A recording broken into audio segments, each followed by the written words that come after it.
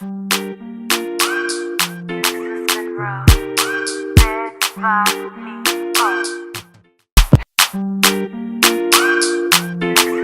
you guys caught me mid-action today, and I was just putting some water into my pot because I am making a traditional food amongst Nigerians that we normally eat for breakfast, and it's something called ogi or pap. But I'm not going to use the normal cornstarch that we're accustomed to. I'm actually going to be making it from eggplant. I've tried it with a couple of different vegetables, and I found that this texture came out the best. So I'm going to put the rest of the eggplant into the water so that it can boil. And we want to boil it until it gets nice and soft. So now we're just turning the eggplant, and we've just got to keep it boiling till it's soft.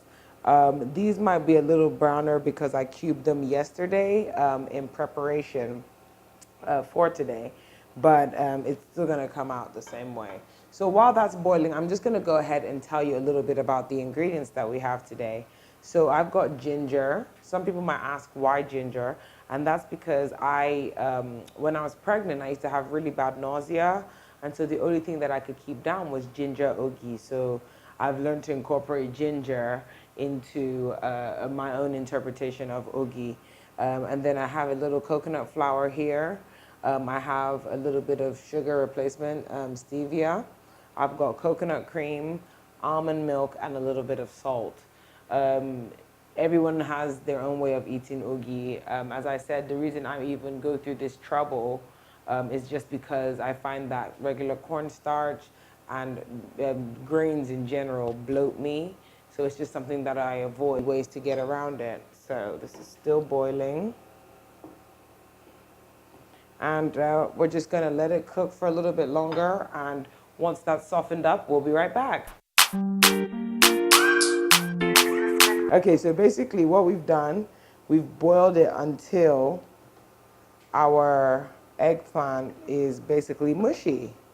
So what I'm gonna do, the best idea would be to do a sieve, but I don't have a sieve, so we're just gonna make it work. So I'm just trying to get as much water away from the eggplant as possible.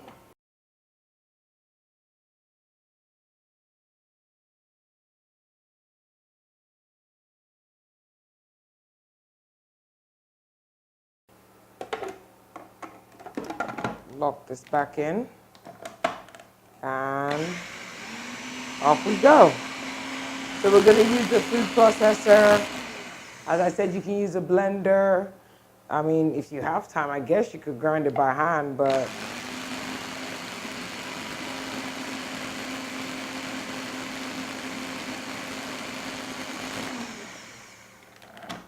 so go down, it's looking nice and smooth. So now I'm going to add my ginger. I'm gonna add, I think that's about a teaspoon of coconut powder. I don't want it to be too sweet, so I'm just gonna add, I'm gonna be careful with the sugar, so I think it's about a teaspoon. So I'm literally sprinkling it on so carefully. I'm gonna add some coconut cream. I'm on a coconut kick right now. So everything coconut. Okay, so we're gonna put this in and blend some more.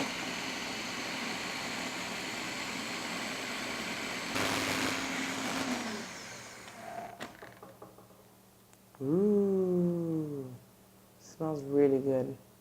Okay, I'm just gonna add a little more cream because I really do want it to be nice.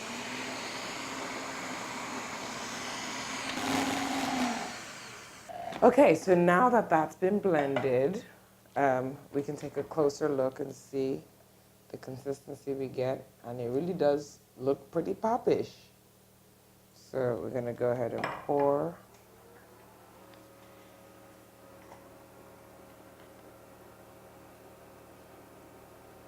So as you can see, so we can show everyone how much xanthan gum I added. Very little, just a sprinkle.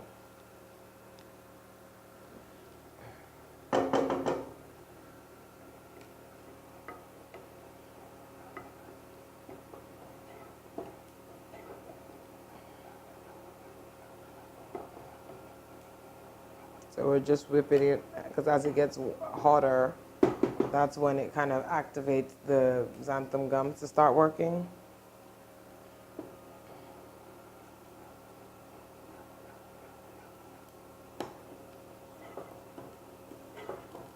Yeah, it's starting to thicken up now. And that's why you have to be so careful to not use too much of it when you're trying to thicken sauces or to thicken consistencies of things. You should always be really, really careful. Now, also, one thing I've noticed is this particular eggplant has seeds. I don't know if eggplants are seedless, but that's something that might, you might notice that's different. So I think I've cooked it enough. And so now I'm just gonna pour it in. Yes, much better.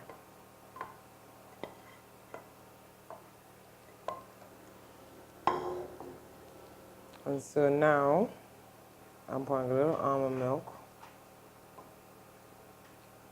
Okay. Yeah. And as you can see, it has that popish consistency. And especially for those of you who have had ginger pop, you'll know that it has that kind of darkish brown tint. So let me taste.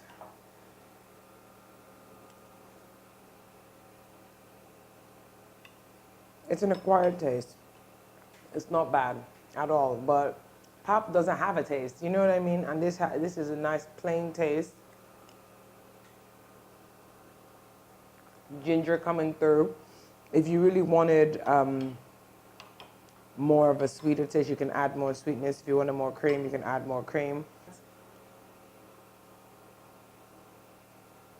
It's something that I could definitely see myself eating more of on a regular basis, especially because I've been missing my morning breakfast cereals. So you can do so many things with this. I could see myself adding vanilla essence. I could see myself adding cinnamon. These are all great, very low calorie options that just add flavor to your food. So this is how you make eggplant pop. I hope you've enjoyed yourself. I hope you've learned something. I hope you're gonna get up and try different things that's gonna help you get one step closer to being the best version of yourself. So thank you so much for tuning in. Don't forget to subscribe.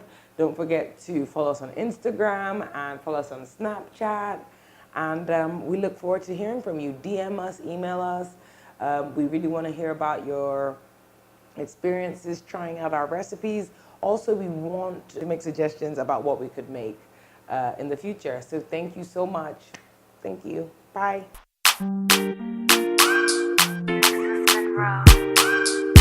Road,